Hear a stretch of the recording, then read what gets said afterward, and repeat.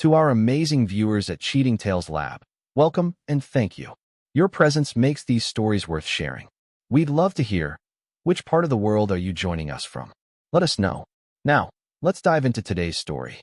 Chapter 1. The Foundation of Betrayal. Derek Morrison wiped the sweat from his forehead as he adjusted the massive steel beams on the construction site. 22 years ago, he'd started Morrison Steel Works with nothing but a pickup truck, a welding kit, and an iron will that his late father had hammered into him in the coal mines of West Virginia. Now, at 45, he owned the largest custom steel fabrication company in 3 states, employing over 200 people and holding contracts that made millionaires nervous. The irony wasn't lost on him that he'd built his empire with the same hands that Linda Ashford had once found so ruggedly appealing when they'd met at a charity gala 15 years ago. Back then, she was 25, fresh out of law school, and rebellious enough to spite her old-money family by marrying a blue-collar entrepreneur. Her father, Robert Ashford, had built his fortune in banking and real estate development, the kind of generational wealth that looked down on anyone who actually got their hands dirty for a living. Derek had been 30, hungry, and foolish enough to believe that love could bridge the gap between Linda's manicured world and his calloused reality. The wedding had been a spectacle, the Ashford family's way of showing they could make even a working man's wedding look respectable. But Derek had paid for every cent of it himself, a matter of pride that Robert Ashford had mocked privately to his circle. The early years had been good. Linda had genuinely supported Derek's growing business, even working as his company's legal counsel until their son Tyler was born 10 years ago, followed by their daughter Emma 7 years later. But as Morrison Steel Works grew more successful, Linda grew more distant. She developed expensive tastes, joined exclusive country clubs, and slowly begun treating Derek less like a husband and more like a source of funding for her increasingly lavish lifestyle. Derek noticed the changes, but had been too focused on expanding his business to address them directly. Linda's complaints became more frequent about his long hours, his uncouth business associates, his preference for steakhouses over 5-star restaurants. She started taking separate vacations with the children, visiting her family in the Hamptons while Derek worked contracts that kept the money flowing. The real turning point had come 6 months ago when Linda suggested they hire a family lawyer to organize their assets better. Brad Kellerman was everything Derek wasn't. Ivy League educated, smooth-talking, from a family that had never known want. He drove a BMW, wore suits that cost more than most people's monthly salary, and had the kind of confident smirk that made Derek's fists itch. But Linda had insisted Brad was the best, and Derek had agreed, trusting his wife's judgment. What Derek hadn't known was that Linda and Brad had been college sweethearts, separated when Brad had chosen law school over marriage. Their professional relationship had rekindled old flames, and Derek had been funding his own cuckolding for months, paying Brad's retainer fees while the man planned to steal his wife and half his company. The signs had been there, of course. Linda's sudden interest in yoga classes that lasted 3 hours. Her new wardrobe of clothes she claimed were gifts from her sister. The way she'd started criticizing everything about Derek. His table manners, his choice of friends, even the way he played with their children.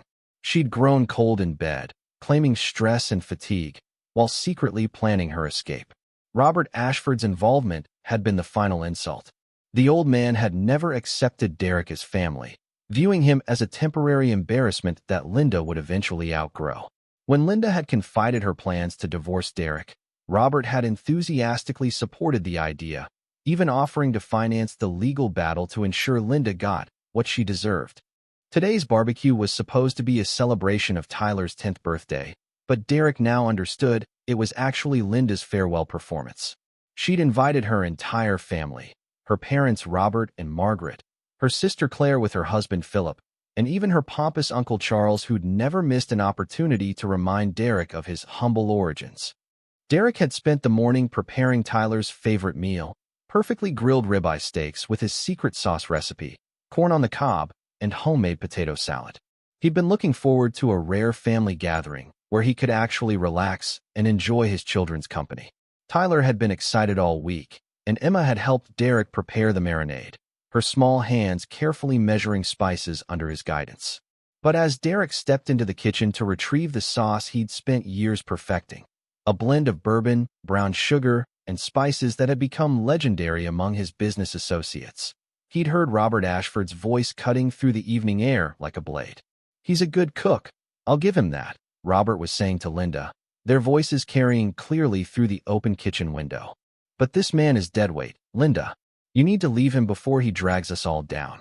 You're too good for this pretense of happiness." Derek had frozen, the glass jar of sauce in his hand, as Linda's reply hit him like a physical blow. "Don't worry, Dad. The lawyer is filing Monday. Brad says we can take half of his company too. He's been documenting everything. Derek's questionable business practices, his unstable temperament. We'll paint him as an unfit father and a dangerous business partner. By the time we're done, he'll be lucky to get weekend visitation and a monthly check." The casual cruelty in Linda's voice was what broke something inside Derek. Not anger. He'd learned to control that years ago in business negotiations. This was something colder, more calculating. The same methodical thinking that had built his empire from nothing was now turning its full attention to the people who thought they could destroy him. Derek had walked back outside with a smile, serving the steaks he'd prepared with love to people who saw him as nothing more than a target to be destroyed. He'd watched Tyler blow out his candles, listened to Emma's excited chatter about her upcoming school play, and made polite conversation with in-laws who were secretly celebrating his upcoming destruction. But behind his calm exterior, Derek Morrison was planning. And when Derek Morrison planned, mountains moved. Chapter 2. The Architect of Ruin. Derek's smile never wavered as he served the perfectly grilled steaks, each piece cut to individual preferences he'd memorized over years of family gatherings. Robert Ashford preferred his well done, despite Derek's gentle suggestions that it ruined the meat. Margaret wanted medium rare, but complained if she saw any pink. Linda liked hers medium, though she'd barely touched her food lately, claiming to be on some new diet that coincidentally started around the time Brad Kellerman entered their lives. "Delicious as always, Derek," Margaret said with the kind of forced politeness reserved for service workers. "You really should consider opening a restaurant instead of that industrial business." Derek nodded graciously, filing away another insult for future reference. Margaret Ashford had never understood that Morrison Steel Works had built the framework for half the luxury developments in the region, including the shopping complex where she spent her afternoons burning through Robert's money. As the evening progressed, Derek played the perfect host, refilling drinks and ensuring everyone was comfortable. He listened to Robert pontificate about proper business ethics and watched Brad Kellerman text constantly, probably coordinating with Linda about their Monday filing. Claire and Philip made small talk about their upcoming vacation to Europe, casually mentioning the cost in a way designed to highlight Derek's supposedly inferior financial status. But Derek's mind was elsewhere, cataloging every detail, every weakness, every pressure point he could use. Years of negotiating with suppliers, contractors, and union leaders had taught him that everyone had leverage points. You just had to know where to look. After the guests left and the children were in bed, Derek sat in his study, surrounded by the business empire he'd built through sheer determination. The walls were lined with awards, contracts, and photographs from construction sites across 3 states. His safe contained more than enough liquid assets to buy and sell the Ashford family twice over. But they'd never know that because Derek had learned early to separate his public face from his private wealth. Linda found him there at midnight, her face flushed with wine and what Derek now recognized as excitement about her upcoming freedom. "The party was lovely," she said, perching on the edge of his desk in a way that once would have distracted him. "Tyler seems so happy."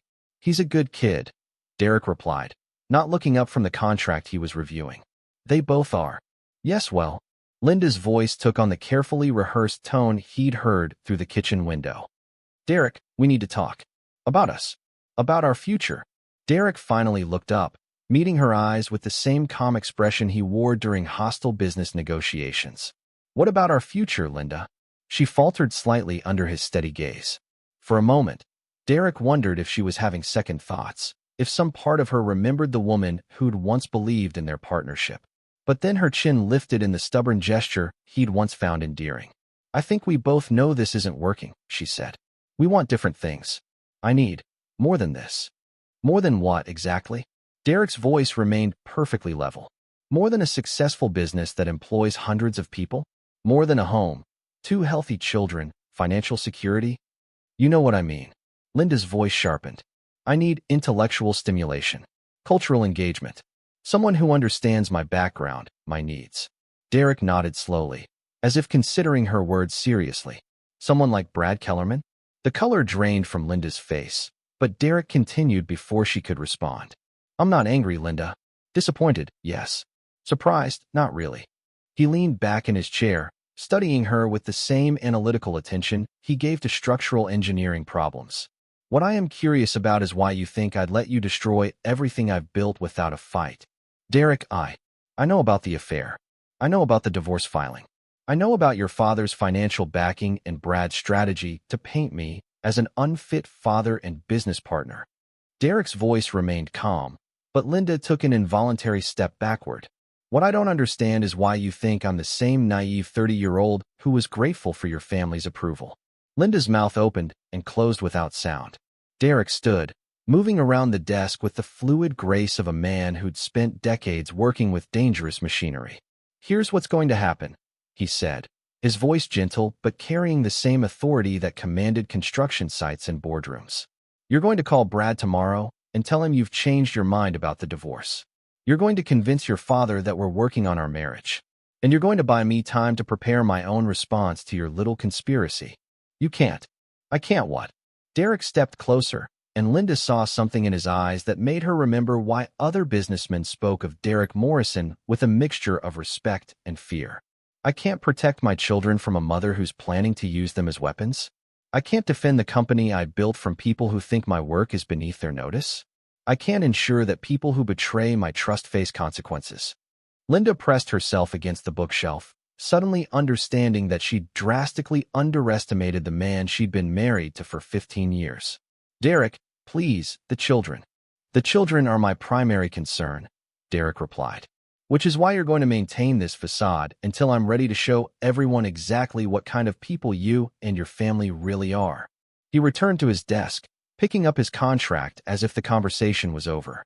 Oh, and Linda, if you're thinking about warning Brad or your father about this conversation, remember that I know where every penny of our money is, who owes me favors, and exactly how many laws your new boyfriend has bent to build his practice. The choice is yours, but choose carefully. Linda fled the room, her designer heels clicking frantically on the hardwood floors. Derek listened to her footsteps fade, then opened his laptop and began making calls. He had 6 months of damage to undo and a lifetime of revenge to plan. By morning, Derek had contacted 5 different private investigation firms, each with specific instructions about different aspects of his situation. He'd also reached out to certain business associates who specialized in solving problems that couldn't be handled through conventional channels. When Linda came down for breakfast, pale and shaky, Derek was already dressed for work, making pancakes for Tyler and Emma, as if nothing had changed. Daddy makes the best pancakes, Emma announced, syrup running down her chin. He certainly does, Derek agreed, ruffling his daughter's hair. And tonight, we're going to start working on that tree house I promised you. Tyler looked up excitedly. Really? With the rope ladder and everything? Everything, Derek confirmed, meeting Linda's terrified gaze over their children's heads. Daddy always keeps his promises. Chapter 3, The Pieces in Motion. The next 3 weeks passed in a carefully orchestrated dance of deception. Linda, terrified by Derek's calm threat, had indeed called Brad to postpone the divorce filing, claiming she needed more time to prepare emotionally. Brad had been frustrated but agreed, especially when Linda suggested they use the extra time to gather more evidence of Derek's erratic behavior. What neither Linda nor Brad knew was that Derek had been busy gathering his own evidence. The private investigators he'd hired weren't just documenting the affair, they were building comprehensive profiles of everyone involved in the conspiracy against him. Marcus Flynn, Derek's oldest friend and the only person who knew the true extent of his wealth, sat across from Derek in the Morrison Steel Works office after hours.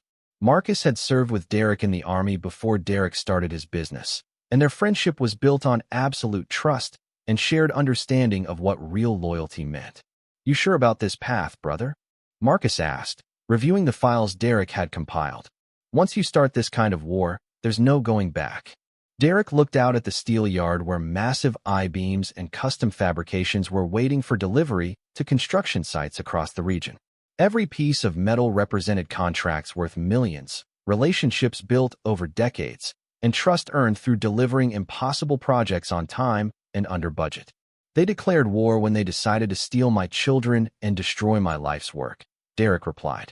I'm just choosing the battlefield. Marcus nodded, understanding.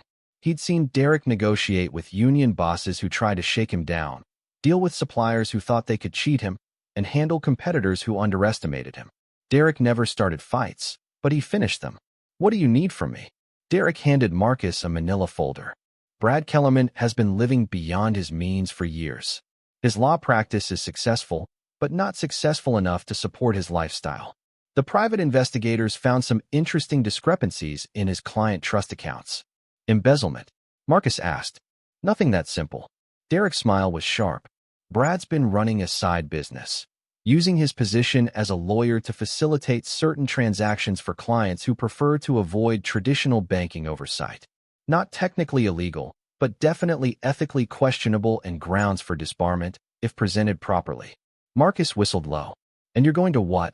Blackmail him. Blackmail is illegal, Derek replied. I'm going to offer him a business opportunity that he can't refuse. The plan Derek had developed was elegant in its simplicity. Over the next month, he would manipulate Brad into a position where he'd have to choose between Linda and his career. Meanwhile, Derek would systematically isolate Linda from her support network by exposing the Ashford family's own vulnerabilities. Robert Ashford's biggest weakness was his pride and his need to maintain his family's social standing. Derek had discovered that Robert's bank was heavily leveraged in several commercial real estate projects that were struggling due to recent market changes. More importantly, Morrison Steel Works held subcontracts on 3 of those projects, giving Derek significant leverage over their completion schedules. The first phase began the following Monday. Derek arrived at his office early and called his project managers together for an emergency meeting.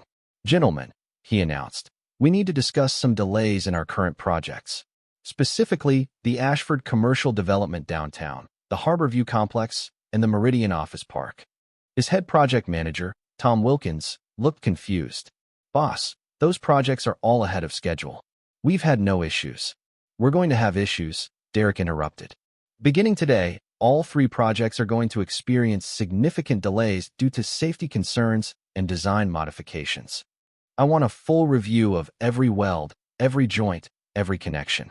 If you find anything that's even marginally questionable, we stop work immediately. Tom's eyes widened with understanding. After 20 years with Morrison Steel Works, he knew Derek well enough to recognize when personal matters were affecting business decisions. How long do you want these delays to last? Until I say otherwise, Derek replied. And Tom, make sure these delays are documented properly. We need to show that Morrison Steel Works takes safety seriously, even when it costs us money.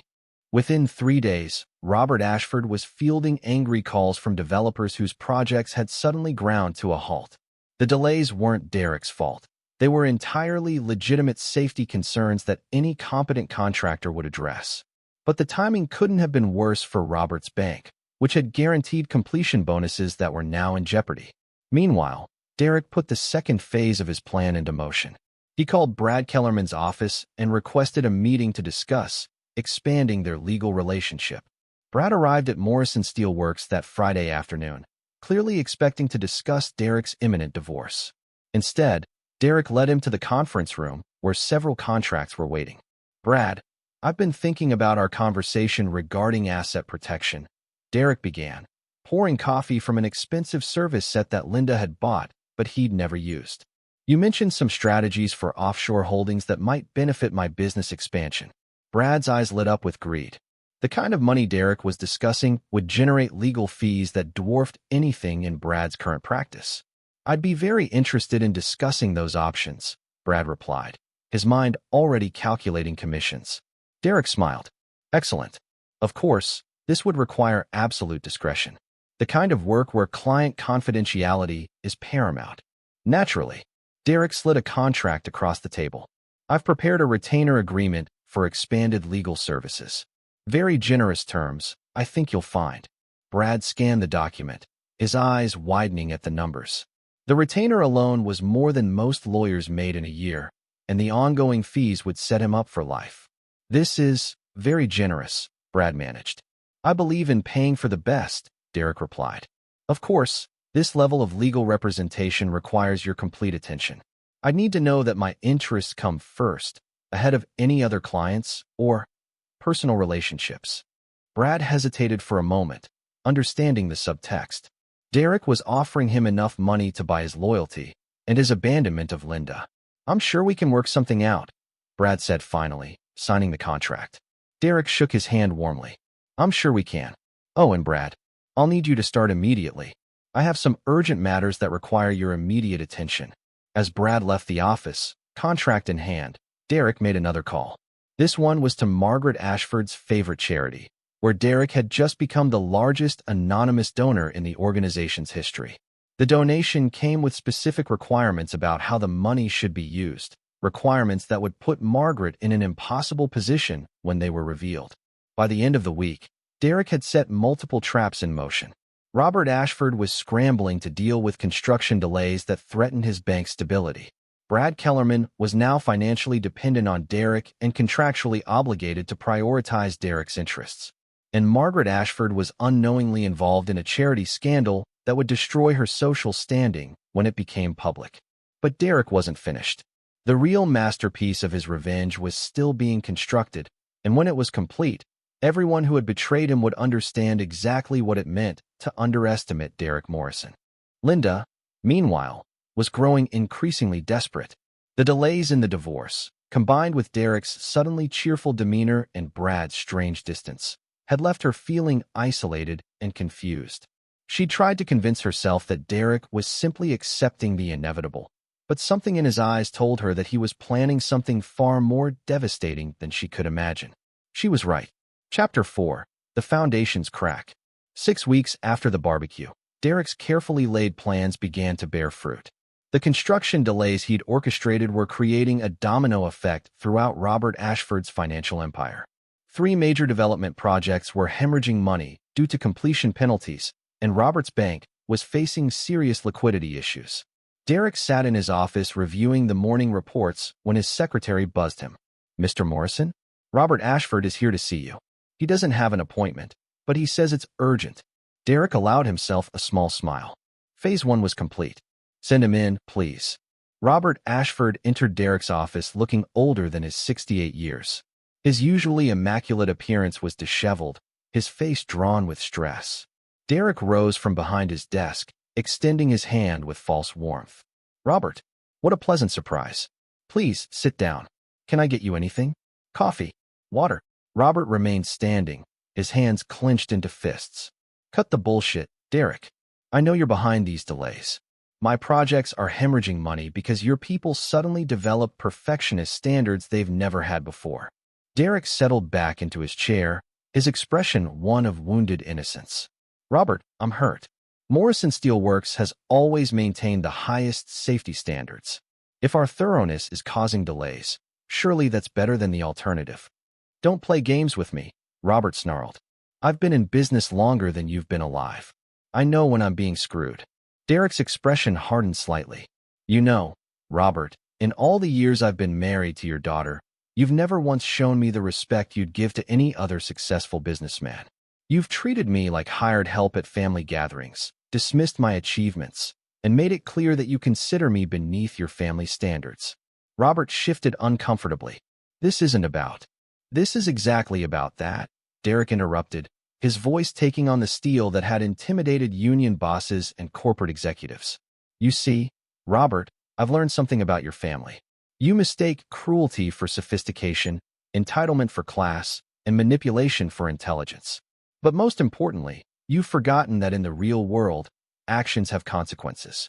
Derek stood and walked to his window, looking out at the steel yard where crews were working on projects that would outlast them all. Your bank guaranteed completion bonuses on those 3 projects. The penalties for delays are substantial. I estimate you're looking at approximately $12 million in immediate losses, with potential exposure reaching $25 million if the delays extend beyond 60 days. Robert's face went pale. You bastard. I prefer businessman, Derek replied calmly. The same quality you've been mocking for 15 years. Now, those delays are entirely legitimate. My crews have identified genuine safety concerns that require immediate attention. But, Derek turned back to face Robert, his expression thoughtful. But I might be able to expedite the resolution of those issues. For the right considerations. Robert understood immediately. What do you want? Derek returned to his desk and pulled out a legal document. I want you to transfer 51% ownership of Ashford Development Properties to Morrison Steel Works. Call it a merger, a partnership, whatever helps you sleep at night. But I want controlling interest in your company. That's impossible. The alternative is bankruptcy, Derek said matter-of-factly. Your bank can't absorb those penalty losses, and you've leveraged your personal assets against the projects. You'll lose everything anyway. But this way, you maintain some dignity and a minority stake in a company that will actually be properly managed. Robert's hands trembled with rage. Linda will never forgive you for this. Derek's smile was genuinely warm. Robert, Linda is going to have much bigger problems to worry about than your business failures. That afternoon, Derek's phone rang. It was Marcus, calling from his surveillance position outside Brad Kellerman's office building. You were right, Marcus reported. Our boy Brad just received a very angry visit from a woman named Patricia Vance. Apparently, she's the wife of one of his clients whose trust account Brad has been borrowing from. She's threatening to expose him to the State Bar Association unless he returns her husband's money immediately. Derek nodded with satisfaction. Patricia Vance was actually an actress Derek had hired, and the trust account irregularities were fictional, but Brad didn't know that. Derek had spent weeks setting up an elaborate con designed to make Brad believe his illegal activities had been discovered. How did he react? He's panicking. Made 3 phone calls in the last hour, all to different banks. Looks like he's trying to liquidate assets quickly. Derek glanced at his watch. Perfect timing. Linda should be arriving at his office in about 20 minutes for their regular Friday afternoon appointment. Linda had been growing increasingly frustrated with Brad's recent distance and distraction. When she demanded to know what was wrong, he claimed work stress but refused to elaborate. Today's meeting was supposed to be their romantic reunion. Linda had booked a hotel room and planned to surprise Brad with an intimate afternoon. Instead, she arrived to find Brad's office in chaos. Legal documents were scattered across his desk, his secretary was crying, and Brad himself looked like he hadn't slept in days. What's going on? Linda demanded. Brad looked up from the papers he was frantically sorting. Linda, thank God. I need your help. I'm in serious trouble. What kind of trouble? Brad's explanation was a masterpiece of controlled panic. He told Linda about the trust account irregularities, fictional, the threatening client, hired actress, and the potential disbarment proceedings, non-existent but believable. By the time he finished, Linda was pale with shock. How much money are we talking about? She asked. 200,000. Brad lied, following the script Derek had unknowingly provided. I borrowed it for a real estate investment that went bad. I was planning to replace it before anyone noticed, but now. Linda's mind raced. $200,000 would solve Brad's problem, but it was more than she had in her personal accounts. However, she did have access to other funds. I might be able to help, she said slowly. Derek has several accounts that I have signing authority on. Business accounts with plenty of liquidity. Brad's relief was genuine, even though he didn't understand that he was walking into Derek's trap. Linda, you'd be saving my career. My life. What neither Linda nor Brad realized was that Derek had been recording their conversation through surveillance equipment he had installed in Brad's office weeks earlier. Every word they spoke was being captured, including Linda's offer to steal money from Derek's business accounts to save her lover's fictional crisis. That evening, Derek sat in his study reviewing the day's recordings. Linda's voice came through clearly. I'll transfer the money tomorrow morning. Derek will never notice. The business accounts have too much activity for him to track every transaction. Derek turned off the recording and made another call. Tom, it's Derek. I need you to call an emergency safety inspection on the Ashford projects first thing Monday morning. Every crew, every weld, every bolt. And make sure the inspectors understand that we cannot compromise on safety standards. Tom's voice carried a hint of admiration. How long do you want this inspection to last? Until Robert Ashford signs my merger agreement, Derek replied. No matter how long it takes. By Sunday evening, Derek had 3 more pieces of his revenge in place. Robert Ashford would face complete financial ruin unless he surrendered control of his company. Brad Kellerman was trapped in a web of fictional criminal liability that would force him to betray Linda to save himself. And Linda herself was about to commit actual embezzlement, a felony that Derek could expose at any time. But Derek's masterpiece was still incomplete. The final phase would require perfect timing and absolute ruthlessness. When it was finished, everyone who had betrayed him would understand that Derek Morrison wasn't just a good cook who worked with steel. He was a man who built things to last, including his revenge. Chapter 5: The Steel Trap. Monday morning arrived with unseasonable cold, and Derek woke before dawn with the satisfaction of a man whose plans were falling into place. Linda had left early for her yoga class, the same fictional class that provided cover for her affair, and the children were still sleeping when Derek received the call he'd been expecting. "Mr. Morrison?" The voice belonged to Janet Mills, his head of accounting. "I need to speak with you immediately about some irregular transactions on the secondary business account." Derek feigned surprise. "What kind of irregularities?" "Someone with authorized access transferred $200,000 to an external account on Friday afternoon. The transaction was properly authenticated, but it wasn't authorized by you, and it doesn't correspond to any pending contracts or payments." Derek's voice took on the appropriate tone of alarm. "I'll be right in." 20 minutes later, Derek sat in his office with Janet, reviewing bank records that showed Linda's theft in black and white. The electronic trail was perfect, her authorization codes, her digital signature, even security camera footage of her entering the bank to facilitate the wire transfer. "Janet, I need you to prepare a complete forensic accounting report," Derek said grimly, "and call our corporate attorney. This appears to be embezzlement." Derek then made a call to Marcus. "Phase 3 is active. It's time to collect Brad Kellerman." By noon, Brad was sitting in Derek's office, sweating despite the air conditioning. Derek had summoned him for an emergency consultation about the embezzlement, and Brad had arrived expecting to provide legal advice about Linda's crime. Instead, he found himself facing Derek across a desk covered with surveillance photographs, financial records, and audio transcripts. "Brad," Derek began conversationally, "how long have you been sleeping with my wife?" Brad's face went white. Derek held up a hand. "That was rhetorical. I know exactly how long. 8 months, 2 weeks, and 3 days. I know about your college history, your rekindled romance, and your plan to help Linda divorce me and take half my company." Derek slid a manila folder across the desk.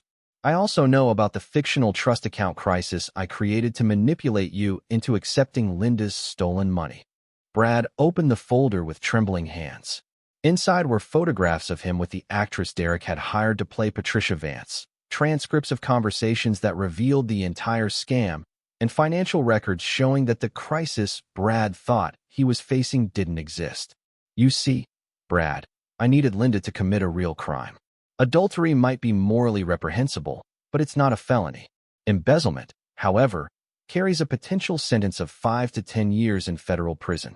Brad's voice was barely a whisper. "What do you want?" Derek leaned back in his chair, studying Brad with the same analytical attention he gave to structural engineering problems. "I want you to understand the position you're in. You've accepted stolen money under false pretenses.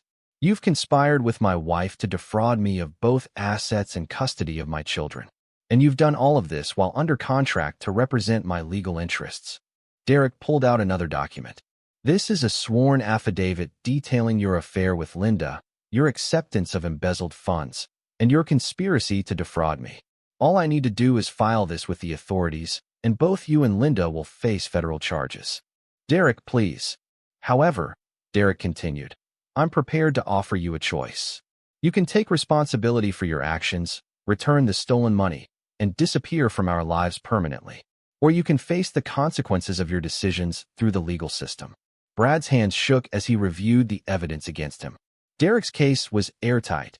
Timestamps, surveillance footage, recorded conversations, and financial records that painted a clear picture of conspiracy and embezzlement. "If I cooperate," Brad managed, "what happens to Linda?" Derek's smile was sharp. "That depends entirely on Linda's choices. But I suspect she'll be too busy dealing with her own problems to worry about yours." Brad signed Derek's agreement within the hour.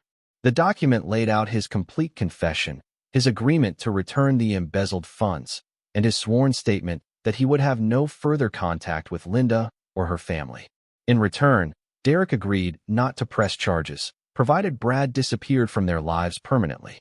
That evening, Derek arrived home to find Linda waiting in the living room, her face flushed with anger and confusion. "Derek, we need to talk," she announced. "Brad has been acting strangely all day. He won't return my calls, and when I went to his office, his secretary said he'd taken an indefinite leave of absence."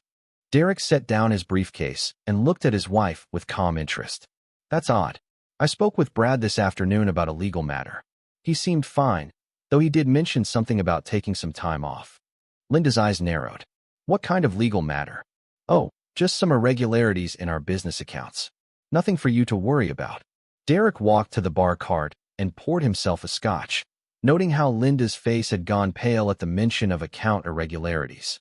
"Derek," Linda said carefully, "what kind of irregularities?" Derek turned to face her, his expression mild. "Someone with authorized access stole $200,000 from our secondary business account. Very sophisticated theft, electronic transfer, proper authentication codes, even security footage of the perpetrator entering the bank." Linda's hands began to tremble. Who? Who would do something like that? Derek's smile was gentle, almost kind. "The investigation is ongoing, but I have complete confidence that the thief will be identified and prosecuted to the full extent of the law. Federal embezzlement charges, you understand. Very serious consequences." Linda stood abruptly, her chair scraping against the hardwood floor. I should check on the children." "They're at Claire's house for the evening," Derek replied.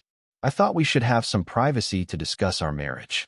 Linda's face crumpled as she realized the walls were closing in around her.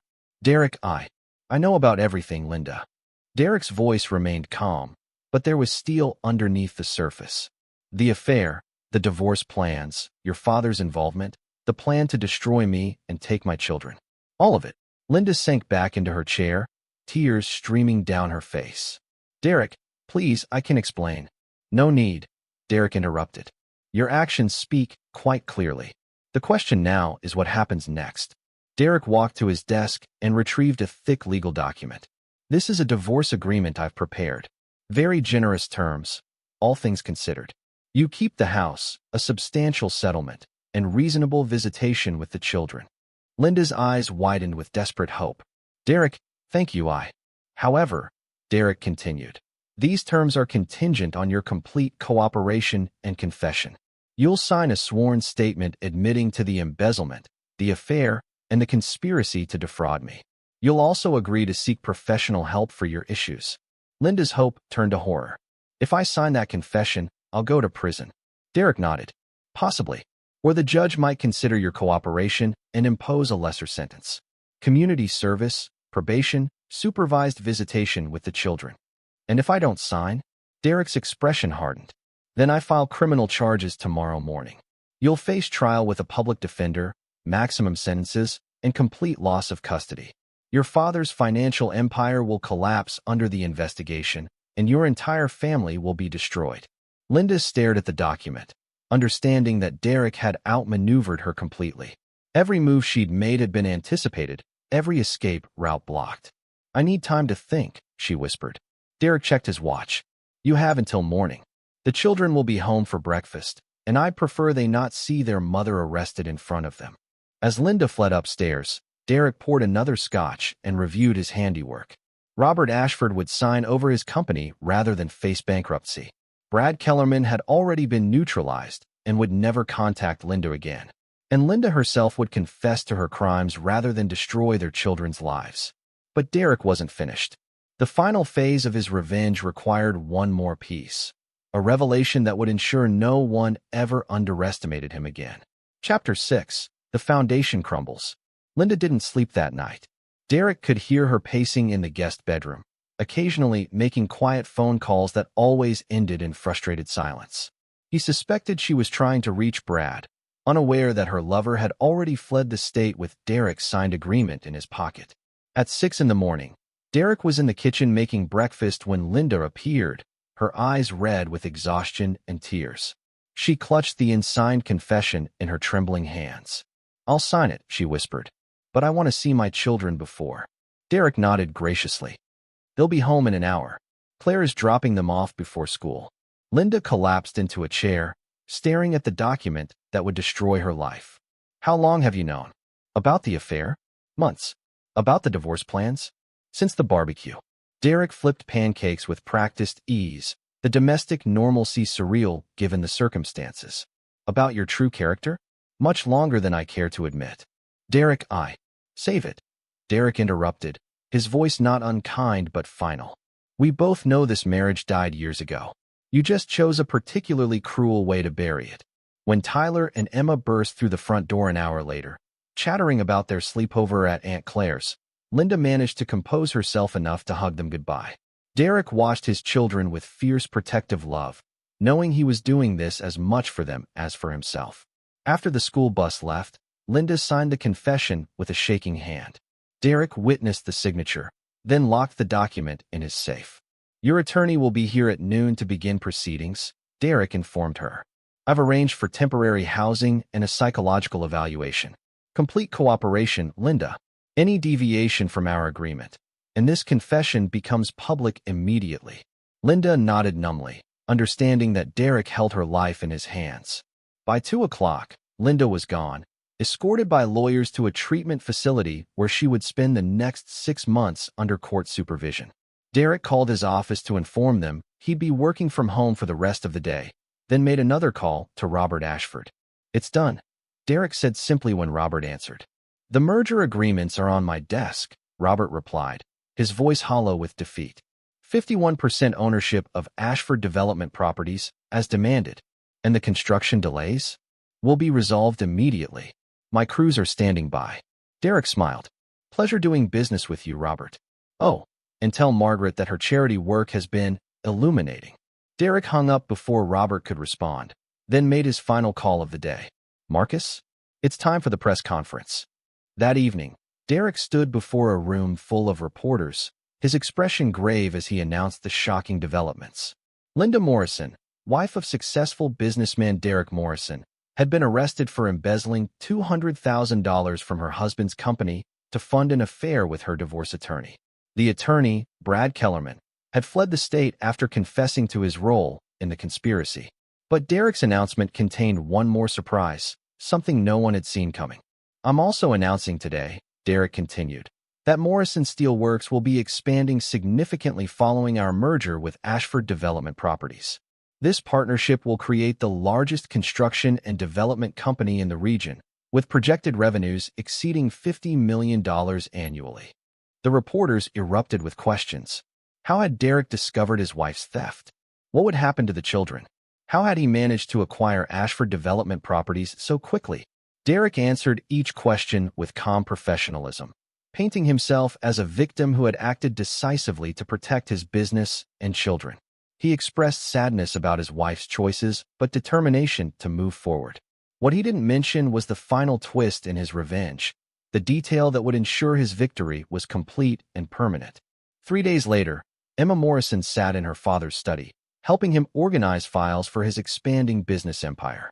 At 7 years old, she couldn't understand the complexities of adult relationships, but she knew her mother had done something bad and wouldn't be living with them anymore.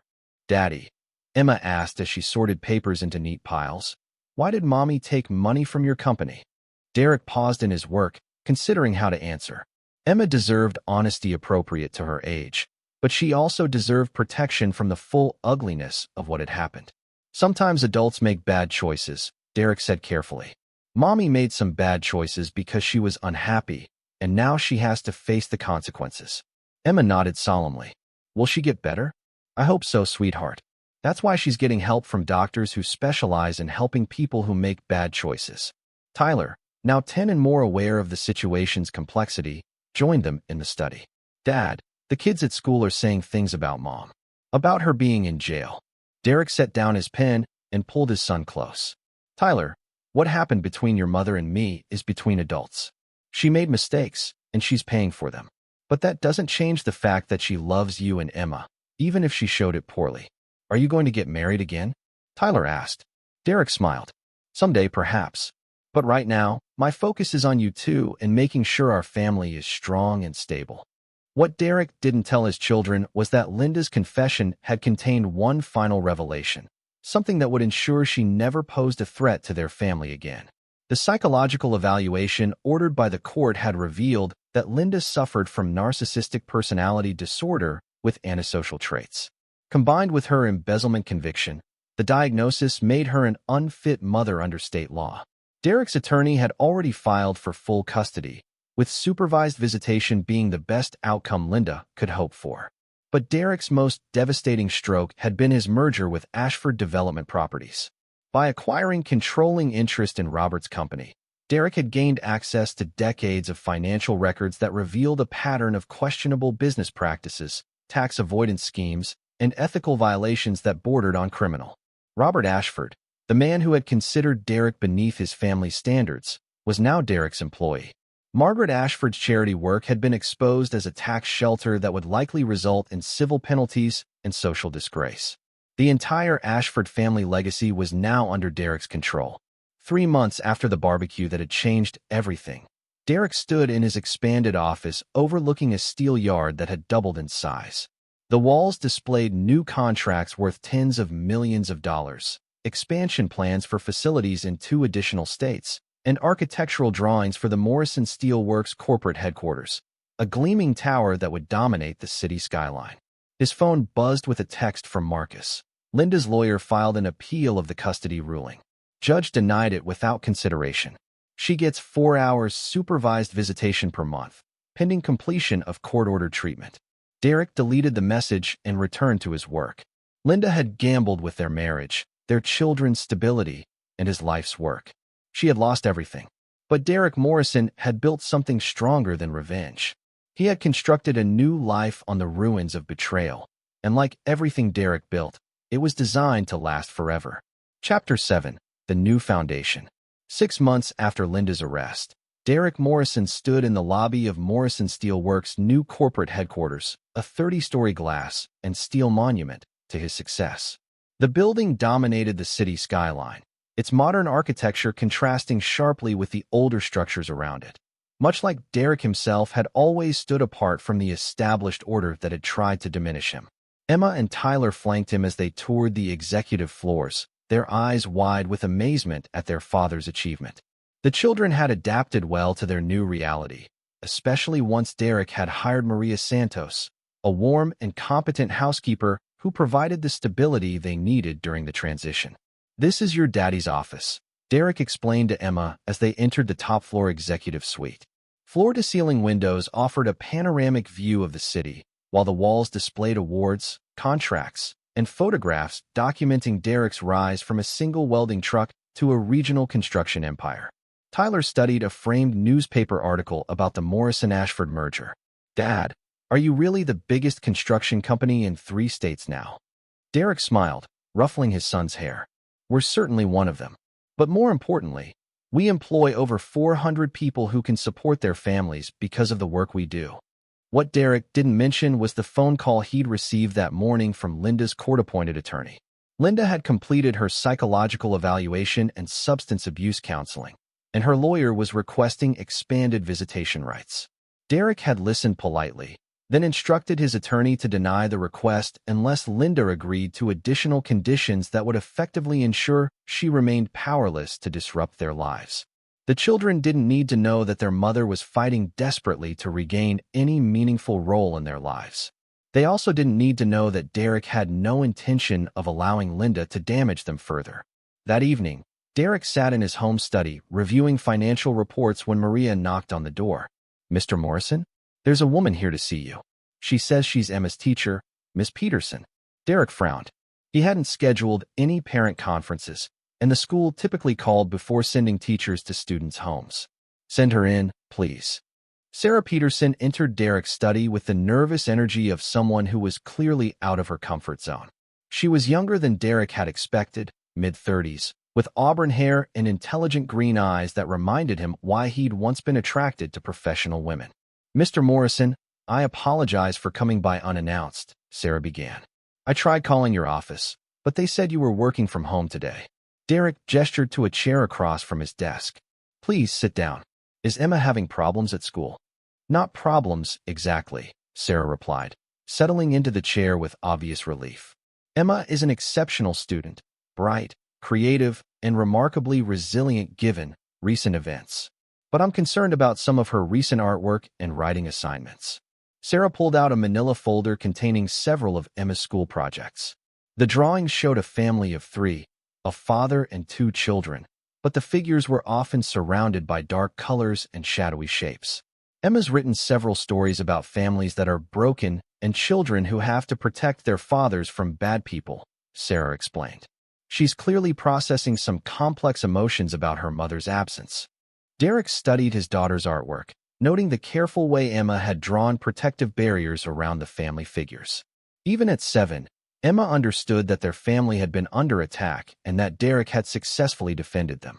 Ms. Peterson, Derek said carefully, Emma has been through a traumatic experience. Her mother's choices have disrupted her sense of security, but she's receiving counseling, and I've tried to maintain as much stability as possible. Sarah nodded sympathetically. I understand, and I think you're handling a difficult situation very well. Emma speaks about you with obvious love and admiration, but I wanted to suggest that she might benefit from some creative outlets that allow her to express her feelings more constructively. Derek found himself studying Sarah Peterson more closely. Unlike Linda's calculated charm or the artificial sophistication of the Ashford women, Sarah had a genuine warmth that seemed unforced. When she smiled, it reached her eyes. What did you have in mind? Derek asked. The school has an after-school art program that focuses on emotional expression through creative projects. Emma would work with other children who have experienced family transitions, and the program has an excellent success rate in helping children process their emotions. Derek considered the suggestion. Since Linda's departure, he'd been hyper-vigilant about protecting his children from further emotional damage. But he also recognized that Emma needed healthy ways to understand and express her feelings. I'd like to visit the program before making a decision, Derek said. Would that be possible? Sarah's smile brightened. Of course. In fact, if you're available Saturday morning, I'll be there setting up for the new semester. You could see the facilities and meet the other instructors. Derek found himself agreeing to the meeting, though he wasn't entirely sure why. Perhaps it was Sarah's genuine concern for Emma, or perhaps it was simply that he'd been isolated for months, focused entirely on his revenge and its aftermath. Saturday morning arrived crisp and clear, and Derek found himself walking through the elementary school's art wing with Sarah Peterson. The classrooms were bright and cheerful, filled with children's artwork that displayed a range of emotions from joy to sadness to confusion. We don't try to force positivity, Sarah explained as they toured the facilities. Children need to process difficult emotions before they can move forward constructively. Derek paused before a display of family portraits created by children in the program. Some showed traditional nuclear families, others depicted single parents, and a few portrayed families that had been reconfigured by divorce or loss. How long have you been teaching? Derek asked. 8 years, Sarah replied. I started after my own divorce. I wanted to work with children who were dealing with family changes because I understood what they were going through. Derek glanced at her, noting the absence of a wedding ring. You have children? No, Sarah said softly. That was one of the issues in my marriage. My ex-husband wanted children, but I was focused on my career. By the time I was ready, he'd moved on. Derek heard something in her voice, regret, perhaps, or simply the acknowledgement of paths not taken. It was a feeling he understood, though his own regrets were more about trusting the wrong person than missing opportunities. I'm sorry, Derek said, surprising himself with the genuine sympathy in his voice. Sarah smiled, though there was sadness in her eyes. It worked out for the best. I love working with children, even if they're not my own. And my ex-husband remarried and has the family he wanted.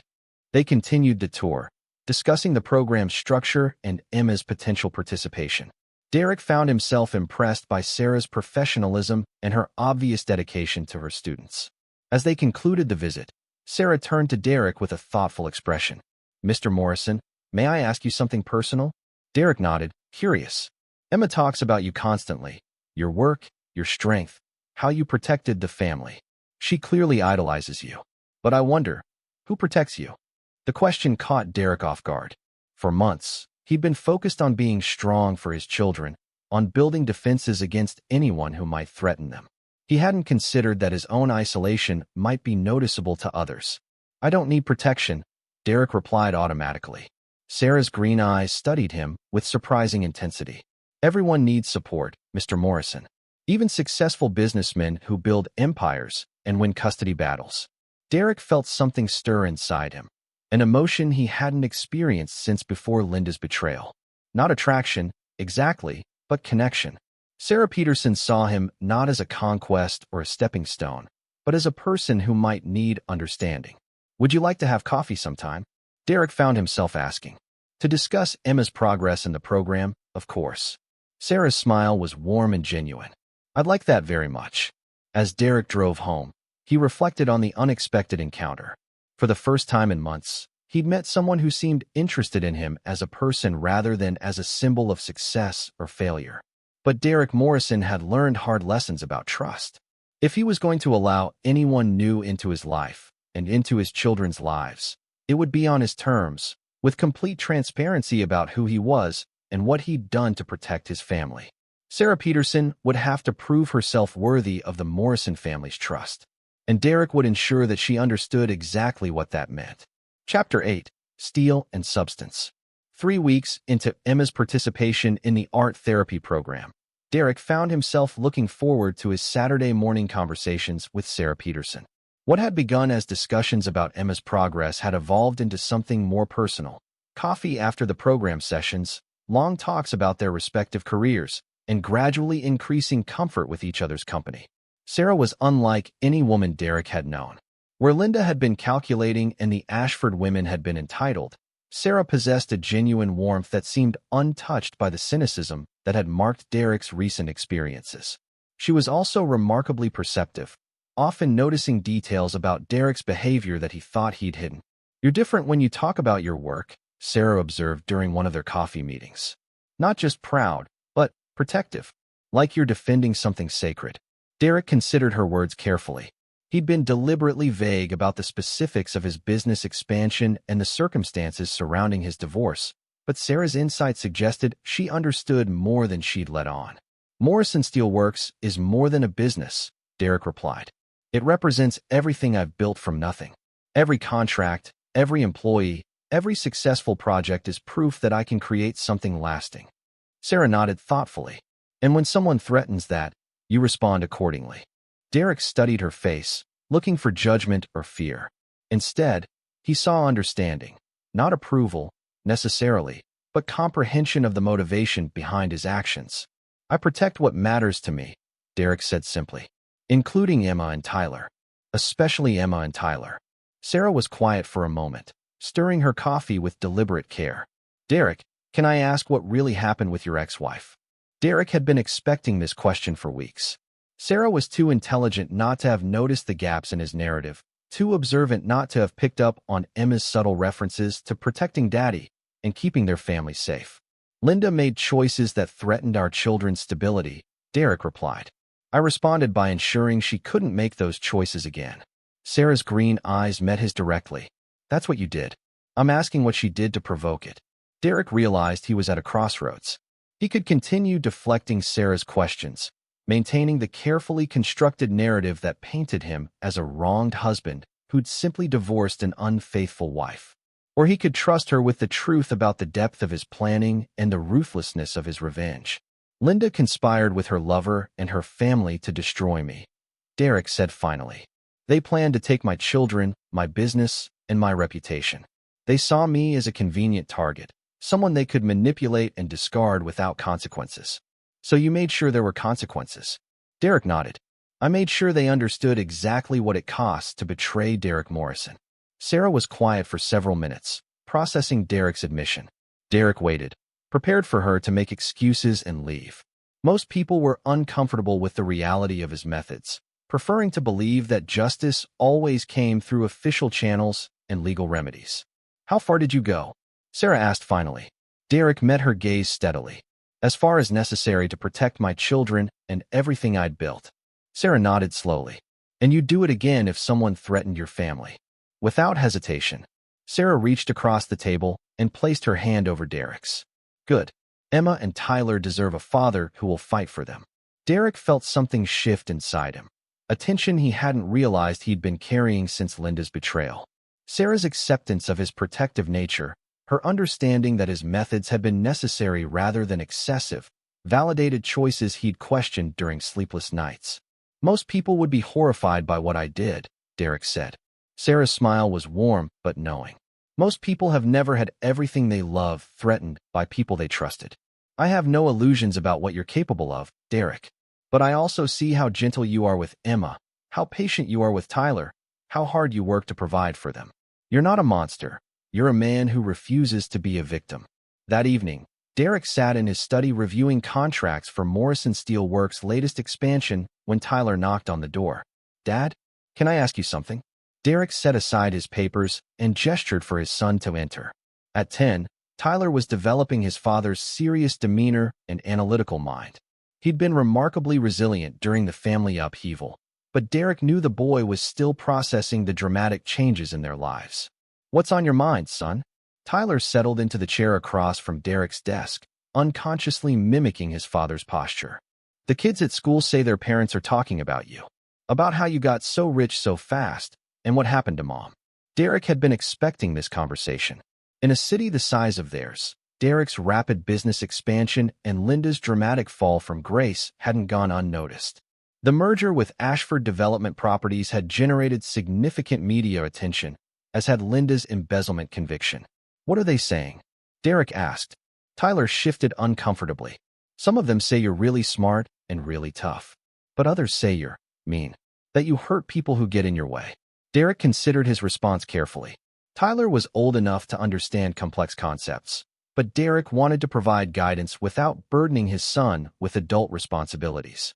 Tyler, what do you think makes a good man? The boy thought for a moment. Someone who keeps his promises. Someone who protects his family. Someone who works hard and treats people fairly. Derek nodded approvingly. That's right. And when someone threatens the people you love, what should you do? Protect them. Tyler replied without hesitation. Even if other people think your methods are too harsh. Tyler met his father's gaze directly. If someone was trying to hurt you or Emma, I'd stop them. Whatever it took. Derek felt a surge of pride and concern. Tyler was developing the same protective instincts that had driven Derek's own actions, but Derek wanted his son to understand the weight of such choices. Son, the ability to protect people you love is a strength, but it's also a responsibility. You have to be absolutely certain that the threat is real and that your response is necessary. Because once you cross certain lines, you can't uncross them. Tyler nodded solemnly. Did you cross lines, Dad? Derek was quiet for a long moment, considering how to explain the complexity of his situation to a 10-year-old. Yes, Derek said finally. I did things that some people would consider wrong, but I did them to protect you and Emma from people who wanted to hurt our family. Do you regret it? Derek looked at his son, healthy, confident, secure in his father's love and protection, and felt no uncertainty about his answer. No, Tyler. I don't regret protecting my children. Tyler smiled with obvious relief. Good, because I want to be like you when I grow up. After Tyler left, Derek returned to his work with a renewed sense of purpose. His methods had been harsh, but his results spoke for themselves. His children were safe, his business was thriving, and his enemies had been neutralized. Most importantly, he'd found someone who understood both his capacity for ruthlessness and his devotion to the people he loved. Derek picked up his phone and called Sarah Peterson. Derek. Sarah's voice carried surprise. Is everything all right? Would you like to have dinner tomorrow night? Derek asked. Somewhere nice. I think it's time we had a more serious conversation about the future. Sarah's silence lasted just long enough for Derek to wonder if he'd misread her signals. I'd love to, Sarah replied finally. But Derek, I need to know that you're ready for something real. Not just companionship or convenience, but an actual partnership. Derek smiled, appreciating her directness. Sarah, I've spent months learning the difference between people who want something from me and people who want to build something with me. I know which category you're in. And which category is that? The category of people worth protecting, Derek replied, and worth trusting with everything that matters to me. Chapter 9. The Unshakable Foundation. 1 year after the barbecue that had changed everything, Derek Morrison stood in the reception hall of the Morrison Steel Works headquarters, surrounded by 400 employees, their families, and the business leaders who now considered him one of the most influential men in the region. The company's annual celebration had grown from a simple employee appreciation dinner to a major social event that drew politicians, contractors, and media representatives. Sarah Peterson stood beside him, elegant in a navy blue dress that complemented her auburn hair. Over the past 6 months, their relationship had deepened into something Derek had never experienced. A partnership based on mutual respect, shared values, and complete honesty about their pasts and expectations. Emma and Tyler flanked them, both children beaming with pride as they watched their father address the crowd. Emma's artwork from the therapy program now decorated the walls of Derek's home office, vibrant paintings that showed a family growing stronger rather than just surviving. Tyler had started working part-time at the steel yard during school breaks, learning the business from the ground up as Derek had always intended. Friends, colleagues, family, Derek began, his voice carrying easily through the hall. When I started Morrison Steel Works 23 years ago, I had a simple goal: to build something that would last. Something that would provide good jobs, reliable service, and lasting value to our community. Derek paused, his gaze moving across the faces of people whose lives had been touched by his work. Many of his original employees were still with the company, now holding supervisory positions and training the next generation of steelworkers. Today, Morrison Steel Works employs over 400 people across 4 states. We've built schools, hospitals, office buildings, and homes that will shelter families for generations. But our greatest achievement isn't measured in tonnage of steel or dollars of revenue. It's measured in the strength of the community we've built together. The applause was warm and genuine. Derek had earned these people's respect not through fear or manipulation, but through consistent fairness, generous compensation, and unwavering loyalty to those who worked hard and treated him honestly. As the evening progressed, Derek found himself reflecting on the journey that had brought him to this moment. Linda's betrayal had nearly destroyed him, but it had also revealed his true strength. The ordeal had stripped away his illusions about trust and forced him to distinguish between people who deserved his loyalty and those who would exploit it. Robert Ashford approached Derek during the cocktail hour, his presence a stark reminder of how completely the tables had turned. As a minority partner in Derek's expanding empire, Robert was financially secure but powerless, exactly the position Derek had intended. "Congratulations on another successful year," Robert said stiffly, the words clearly painful to speak. Derek nodded graciously. "Thank you, Robert. I trust Margaret is enjoying her volunteer work at the community center?" Derek's question carried subtle significance. After Margaret's charity scandal had destroyed her social standing, Derek had arranged for her to find meaningful volunteer work with organizations that actually help people rather than serving as tax shelters for the wealthy. It was both merciful and controlling, allowing Margaret to rebuild her reputation while ensuring she remained under Derek's influence. "She's adjusting to the change," Robert replied carefully. Derek's smile was warm, but carried an unmistakable reminder of power dynamics. Change can be difficult, but it often leads to personal growth. "I'm glad she's finding purpose in genuine service." After Robert retreated, Sarah appeared at Derek's side with 2 glasses of champagne. "That was unnecessarily cruel," she observed, though her tone carried more amusement than criticism. Derek accepted his champagne with a slight smile. Robert made his choices. "I'm simply ensuring he lives with the consequences while maintaining the appearance of reconciliation for the children's sake." Sarah raised her glass in a toast. "To building something that lasts." Derek touched his glass to hers, appreciating both the toast and the woman who understood his methods without condemning them. "To partnerships that strengthen over time." Later that evening, Derek stood on the balcony of his penthouse office, looking out over the city lights that stretched to the horizon. Morrison Steel Works logo glowed from the top of the building, a beacon visible for miles, a monument to what could be achieved through determination, intelligence, and absolute refusal to accept defeat. His phone buzzed with a text message. The number was unfamiliar, but Derek recognized the area code from the psychiatric facility where Linda was completing her extended treatment program. The message was brief. "I know you're reading this. I want to see my children. I've changed. Please give me a chance to prove it." Derek deleted the message without responding. as he had deleted dozens of similar messages over the past year. Linda's lawyers had exhausted their legal options for expanded visitation rights. Her family's influence had been neutralized. Her attempts to generate sympathy through media interviews had backfired when reporters discovered the full extent of her crimes. Derek's phone rang immediately, Linda calling from the facility's patient phone. He answered on the third ring. "Hello, Linda." Linda's voice was shaky but determined. "Derek, please. I know I hurt you, but Tyler and Emma are my children too. I'm getting better. The doctors say. The doctors say you're learning to manage your personality disorder." Derek interrupted calmly. "That's not the same as being cured, and it's certainly not the same as being trustworthy. I made mistakes," Linda pleaded. "But I'm their mother.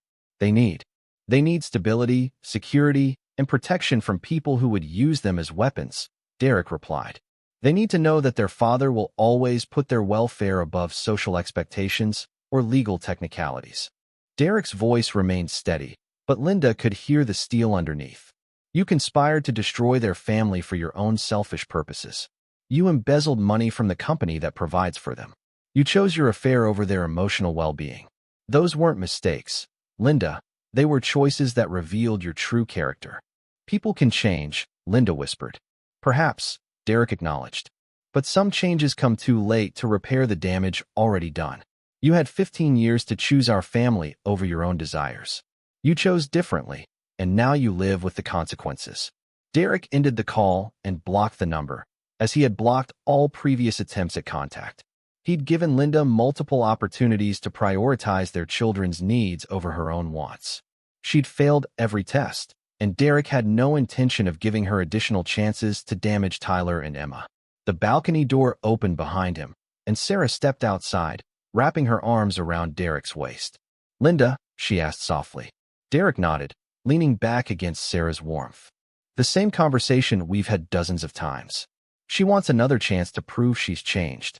And you said—" "I said that some consequences are permanent." Derek turned in Sarah's arms, studying her face in the city lights. "Do you think I'm being too harsh?" Sarah considered the question seriously before answering. "I think you're being protective." Linda had 15 years to choose her family over her own interests. She chose differently every time it mattered. Derek kissed Sarah's forehead, grateful for her understanding. Unlike Linda, Sarah had never asked Derek to compromise his principles or soften his methods. She understood that his ruthlessness was the flip side of his loyalty, that the same qualities that made him dangerous to his enemies made him absolutely reliable to those he loved. "Have I told you lately that I love you?" Derek asked. Sarah smiled, the expression transforming her face with warmth and affection. "Not since this morning. But I love you too. All of you, including the parts that other people find intimidating." Derek held her close, looking out over the city he'd helped build and the empire he'd constructed from ambition and determination. In the distance, he could see the lights of construction sites where Morrison Steelworks crews were building the foundations of tomorrow's skyline. His phone buzzed with a text from Tyler. "Dad, Emma wants to know if we can help you with the new project plans tomorrow. She has ideas about making buildings that are both strong and beautiful." Derek smiled, typing back. "Tell Emma that strong and beautiful is exactly what we're building. And yes, we always need good ideas from the Morrison family engineering team." Sarah read the message over his shoulder. "They're lucky to have you as a father." Derek's expression grew serious. "They're the reason for everything I've built and everything I've done. Every decision I make is measured against one standard. What's best for Tyler and Emma's future? And what do you think is best for their future?" Derek looked out at the city lights, then back at the woman in his arms, a woman who understood his methods, shared his values, and loved his children as if they were her own. "A father who keeps his promises," Derek replied. "A family that can't be broken by outside forces. And the knowledge that some people in this world can be trusted completely, while others must be handled with extreme caution." Sarah nodded, understanding the deeper meaning. Derek Morrison had built an empire on the principle that loyalty should be rewarded and betrayal should be punished. It was a simple philosophy, but one that had created lasting success and unshakable security for the people he loved. As they stood together on the balcony of Derek's tower, overlooking a city where his influence extended far beyond steel and construction, Derek Morrison knew that he had achieved something more valuable than wealth or power.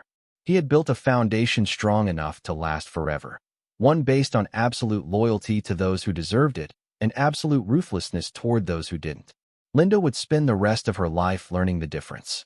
And Derek Morrison would spend the rest of his life ensuring that the people he loved never had to make that distinction for themselves.